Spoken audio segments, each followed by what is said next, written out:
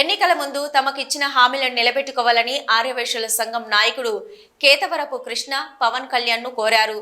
శ్రీపాద శ్రీ వల్లభ ఆలయాన్ని నిర్మించింది ఆర్యవైశ్యులు కాబట్టి సంస్థానం కమిటీలో ప్రథమ స్థానం ఆర్యవైశ్యులకే కల్పించాలని, పూర్వకాలంలో శ్రీపాద శ్రీ వల్లభ ఆలయ అభివృద్ధికి ఎందరో పట్టణ ఆర్యవైశ్య దాతలు స్థలదానం చేశారని, ఆలయ అభివృద్ధికి కృషి చేశారని, ఎన్నికల ముందు స్థానిక మాజీ ఎమ్మెల్యే ఎస్విఎస్ఎన్ వర్మ సహకారంతో పవన్ కళ్యాణ్ కలిసి తమకు మద్దతు పలకడమే కాకుండా శ్రీపాద శ్రీ వల్లభ సంస్థానంలో జరుగుతున్న అన్యాయాన్ని తెలియజేయడం అని కూటమి ప్రభుత్వం ఏర్పడింది కాబట్టి ఆర్యవైశ్యులకు శ్రీపాద శ్రీ వల్లభ సంస్థానంలో పెద్దపీట వేసి అగ్రస్థానంలో నిలబెట్టాలని కోరారు.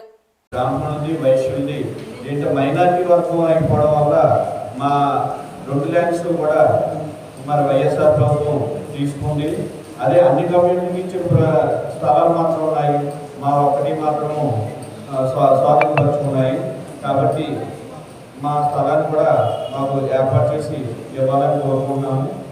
ముఖ్యంగా మన నియోజకవర్గం మన పవన్ కళ్యాణ్ గారు ప్రాతినిధ్యం వస్తున్న ఆయన మాకు ఇచ్చిన మాట దత్తులు ఉండి మేము స్థాపించినది, మేము దాన్ని మళ్ళా మాకు తెలియజేస్తారన్నారు. మా ఆత్మగౌరవంగా నిలబెట్టినందుకు మా ఆర్యవైశ్యుల అందరి తరఫున కూడా వారికి ప్రత్యేక ధన్యవాదాలు తెలుస్తూ, ఇప్పుడు ప్రజెంట్ కమిటీ వేస్తున్నందున మరొకసారి వారికి విన్నపం చేస్తున్నాము. 2019లో వాళ్ళందరూ కూడా ఈ దత్తులు ఇస్తానన్నారు. కాకపోతే అప్పుడు ప్రభుత్వం కాకపోయేసరికి అది దాటిపోయింది. కాబట్టి మళ్ళీ కూడా తెలుగుదేశం ప్రభుత్వం బలంగా కూడా సపోర్ట్ ఇస్తున్నారు. అలాగే మన పవన్ కళ్యాణ్ గారు కూడా ముందుండి మా ఆత్మగౌరవంగా నిలబెడతారని మనసారా కోరుకుంటూ అందరికీ నేను నమస్కారం.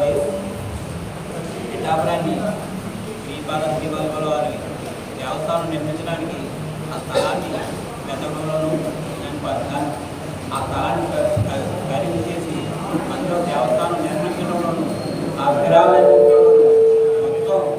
మొత్తం వ్యవస్థ అంతా మా ఆర్యవైశ్యుల చేత నిర్మితమైంది. అందుచేత అసలు స్థలం ఎక్కడ ఉన్నది అన్నది కనుక్కున్నదే మేము.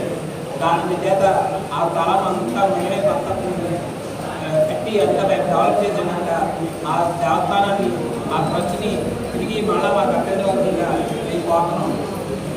సంస్థానం పిఠాపురం మన అందరికీ తెలుసున్నదే. పిఠాపురం శ్రీపాద శ్రీ వల్లభ మహాసంస్థానం ఈ రోజున ఎంత పెద్ద స్థాయిలో అభివృద్ధి చెందిందంటే కారణం ఒకప్పుడు మా ఆర్యవైశ్యులతో ఏర్పాటు చేయబడిన ఉన్నదే చెప్పక తప్పదు. అందరికీ తెలిసిన విషయమే. అప్పట్లో ఒక చిన్న స్థలాన్ని కేటాయించి స్వామివారిని నెలకొల్పి ప్రతిష్ఠించడం జరిగింది. అంచెలంచెగా ఎదుగుతున్నప్పుడు మరి అప్పట్లో సజ్జనగడ రామస్వామి గారు కర్ణాటక వాస్తవ్యులు, ఆయన ఆర్యవైశ్య. మరి ఆయన వచ్చిన తదనంతరం ఈ యొక్క శ్రీపాద శ్రీ వల్లభ చరితామృతం అనే పుస్తకాన్ని 4 భాషల్లో అనువదించిందే కాకుండా మరి ప్రపంచవ్యాప్తంగా ఈ యొక్క పుస్తకాన్ని చాలా ముఖ్యంగా ప్రచురితం చేయడం జరిగింది.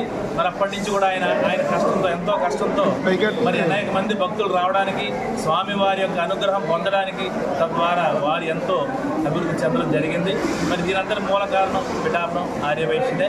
మరి అలాంటి ఆర్యవైశ్యులకి ఇప్పుడు రాబోయే కమిటీలు ఏర్పాటు చేసినప్పుడు మరి పవన్ కళ్యాణ్ గారికి మేము ఆల్రెడీ విన్నవించుకోవడం జరిగింది. ఆయన నామినేషన్ వేసిన రోజునే మేము వెళ్ళి ఈ విషయాన్ని వర్మ గారి సాక్షిగా మేము చెప్పడం జరిగింది. ఆయన ఆ రోజునే హామీ ఇచ్చారు. ఈ రోజున ఆయన మన పిఠాపురానికి మరి శాసనసభ్యుడిగా ఎన్నిక కావడమే కాదు, ఆయన ఆంధ్ర రాష్ట్రంలో ఉప ముఖ్యమంత్రిగా సేవలు అందిస్తున్న తరుణంలో మరి రాబోయే కాలంలో కమిటీలు వేసినప్పుడు మా ఆర్యవైశ్యులకే పెద్ద స్థానాన్ని మరి అగ్రస్థానాన్ని ఇవ్వాల్సిందిగా మీ యొక్క సభాముఖంగా మేము డిమాండ్ చేస్తున్నామండి. అలాగే ఆల్రెడీ మాట ఇచ్చారు, పవన్ కళ్యాణ్ మాట ఇచ్చారంటే ఆ మాట తప్పదని చెప్పేసి మాత్రం తెలుసు. ఆయన ఆల్రెడీ ప్రెస్ నోట్ రిలీజ్ చేయడం జరిగింది. రిలీజ్ చేసిన తక్షణం మరి అందరికి కూడా ప్రచురించడం చేయడం జరిగింది. మరి ఈ రోజున శ్రీపాద శ్రీ వల్లభ సంస్థానం ఒకప్పుడు ఆ సంస్థానం ఏముంది, ఈ రోజున సంస్థానం ఏముందనేది మీ అందరికీ తెలియదు కాదు. కొన్ని అనివార్య కారణాల వల్ల మరి దాన్ని మారడం జరిగింది. మరి కూటమి ప్రభుత్వం మేము ఈ యొక్క ముక్తకంఠంతో మేము డిమాండ్ చేసేది ఏమిటంటే రాబోయే రోజుల్లో కూటమి ప్రభుత్వం పిఠాపురం శ్రీపాద శ్రీ వల్లభ మహాసంస్థానాన్ని ఆర్యవైశ్యులకి పెద్దపీట వేసి అగ్రస్థానాన్ని కల్పిస్తారని కోరుకుంటున్నామండి. Thank you Varun Raj.